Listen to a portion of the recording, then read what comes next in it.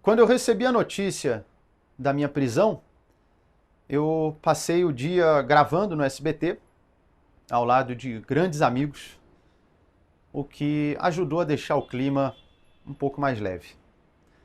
Muito já se falou dessa minha condenação, que é a liberdade de expressão, a diferença entre uma piada num palco e uma declaração, que leva um humorista a sério, político na palhaçada, que liberdade de expressão não é de opressão, que piadas podem ofender, etc. Antes de me pronunciar, eu quis ler toda a sentença da juíza que condenou um humorista, no caso eu, a mais de 8 anos de prisão e uma multa de quase 2 milhões. Esse vídeo não é de piada, eu estou em casa com meus gatos.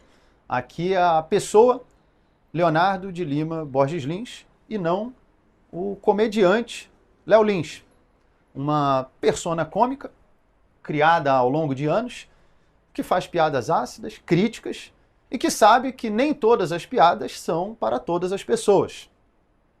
Talvez nem todos saibam, mas o humorista num palco interpreta um personagem, uma persona cômica. Na construção do texto, nós utilizamos figuras de linguagem, hipérbole, metáfora, ironia, numa licença estética e, portanto, uma análise literal desse texto não se aplica na estrutura do cômico.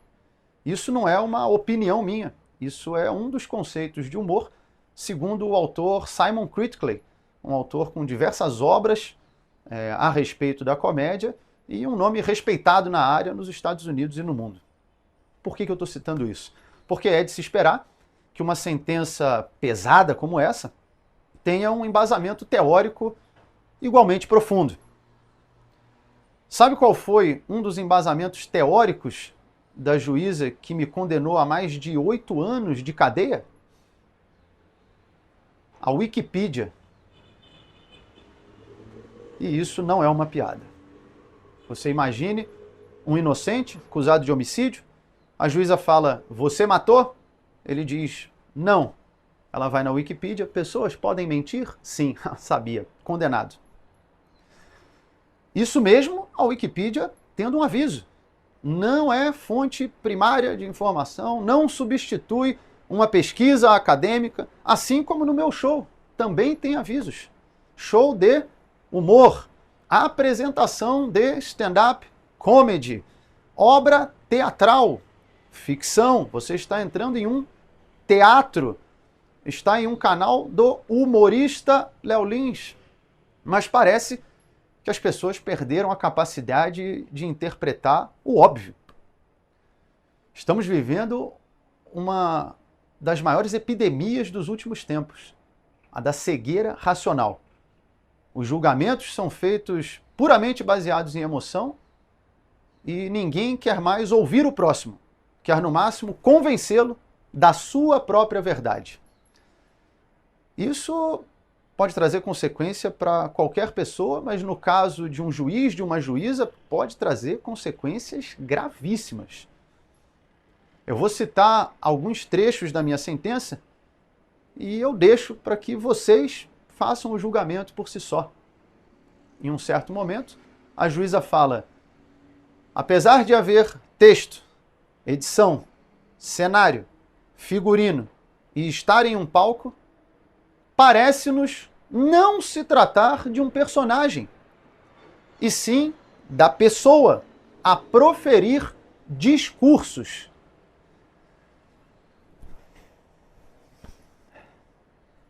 Eu te mostro a cabeça de um jacaré, o corpo de um jacaré, o rabo de um jacaré, e eu pergunto que animal é esse e você responde é um camelo. Aí não adianta mais argumentar. Não importa o que eu fale ou o que eu mostre, você já decidiu antes de olhar. Em um outro trecho, ela fala, e por mais que tenha acontecido em um teatro, ao ir para o YouTube, saiu do teatro.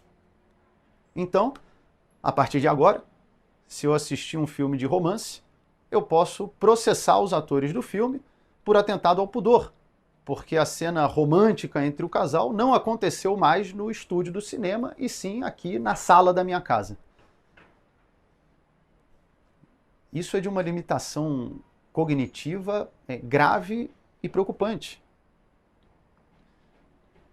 E em outra passagem ela fala, mesmo que fosse um personagem, ainda assim há crime. Aí acabou. Porque se um personagem pode cometer um crime, agora dá para prender a atriz que faz a vilã da novela, o ator que faz o vilão no filme, numa série. Eu espero que os humoristas, que a classe artística, que as pessoas em geral entendam a gravidade de uma sentença como essa.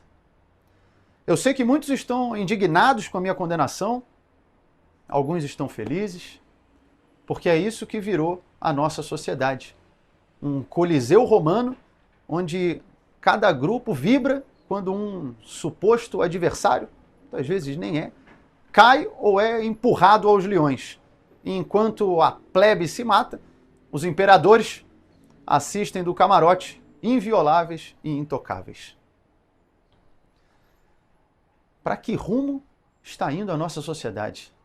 Os valores estão sendo invertidos, um olhar vira um estupro, uma piada, um discurso de ódio, e a corrupção vira o padrão. A gente acostumou tanto com desvios de caráter que, quando estamos diante de uma virtude, ela vira digna de elogio. Não, esse prefeito é muito bom, esse aí nunca roubou, nunca se envolveu em corrupção. Mas isso era para ser a regra, não a exceção. Como é que a gente chegou aqui? Em parte, eu te digo, vestindo os vícios com um manto da moralidade. Usam esse manto há tanto tempo que às vezes nem percebem o erro. Durante o meu julgamento, em certo momento, o promotor de justiça me pergunta: você já parou para considerar que essas pessoas que estão aqui falando a seu favor, negros, gays, pessoas com deficiência, já parou para pensar que eles podem ser uma minoria dentro da minoria? E aí eu respondi, mas o objetivo desse processo não é justamente o respeito às minorias? Você está me dizendo então que essa minoria é tão pequena que não merece respeito.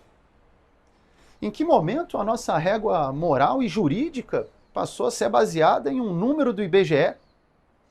Isso, se é que era uma minoria. Pelo menos no meu julgamento, haviam mais minorias do meu lado do que contra, porque não levaram nenhuma. E mesmo assim, em nome da defesa das minorias, a juíza ignora a opinião dessas minorias e determina que piada incentiva o crime, o ódio e o preconceito. Provavelmente, então, essas pessoas envolvidas no desvio de bilhões do INSS, coitados, às vezes eles só ouviram muitas piadas de idoso ou piadas de corrupção, e aí estavam rindo, quando viram, roubaram. A culpa não é deles, a culpa é do riso. Aliás, criticam também pessoas que riem de determinadas piadas. Como é que pode rir disso? Olha, diferentes pessoas têm diferentes sensos de humor. Mas não, como é que está rindo? Por que está rindo? Quando a gente ri, nós liberamos endorfina, dopamina, neurotransmissores que fazem você se sentir bem. Eu não vejo problema nisso. Eu acho mais problemático quando, ao ouvir uma piada, a pessoa, ao invés de rir, reage com ódio. Como fizeram na França, ao invadir o prédio dos cartunistas e metralharam todos. Como fizeram no Afeganistão, onde sequestraram e executaram um comediante por causa de piada. Ou até em violências menores, como no caso do Will Smith, que deu um tapa na cara do comediante Chris Rock. Situação semelhante eu vivi aqui em São Paulo, parado na rua, tomei um soco na cabeça pelas costas. Tem vários exemplos de agressão de pessoas que se irritam com a piada, mas não que riem com a piada. E ainda assim invertem essa lógica para fazer parecer que as pessoas que riem de determinadas piadas têm grande chance de cometer atos de ódio e de preconceito. Eu não vou ser hipócrita. Você pode falar, pô, mas então você quer afirmar que jamais alguém pode ouvir uma piada e ter uma atitude de agressão física ou psicológica Eu não tenho como afirmar, mas se a pessoa fizer isso, que ela responda pelo crime que ela cometeu. Eu não posso jogar Street Fighter, agredir alguém e colocar a culpa no japonês que fez o jogo. Fazer isso e proibir o jogo vai impedir milhões de pessoas de se divertirem por causa de um idiota. E é isso que nós estamos fazendo, nivelando a sociedade pelo idiota. Concordar com sentenças como essa é assinar um atestado que nós somos adultos infantiloides, sem a menor capacidade de discernir o que é bom ou ruim para nós, e precisamos de um Estado falando do que você pode rir, o que você pode ouvir, o que você vai poder comer, o que você pode falar e até um dia o que você pode pensar. Por isso, eu agradeço muito a todos vocês que estão me apoiando. Agradeço aos colegas, familiares, aos humoristas, juristas, jornalistas. Eu recebi milhares de mensagens. Confesso que foi acima da minha expectativa as pessoas que estão se posicionando a meu favor. E claro, a vocês, as milhões de pessoas que acompanham o meu trabalho. Eu sempre falo que vocês são muito importantes para mim e me dão força para continuar seguindo em frente. Muitas das vezes recebo mensagens que se tornam até mais pessoais, de pessoas falando que minhas piadas ajudaram a superar uma depressão, a perda de um ente querido, a superar uma enfermidade, como no caso de um rapaz que entrou em contato se voluntariando para depor a meu favor, porque ele disse que eu ajudei a salvar a vida dele e tatuou o símbolo do meu show em um corte que ele tem no pulso. Ainda bem que eu não estava preso, proibido de contar piadas nessa época. Eu agradeço muito. Mensagens como essa são muito gratificantes. Como eu sempre falo, a melhor piada do mundo sem alguém para rir não tem graça. A comédia é feita para o próximo. Por isso eu espero retribuir tudo isso em risadas. Eu tenho fé que no fim vai dar tudo certo, até porque se rir virou crime, o silêncio virou regra.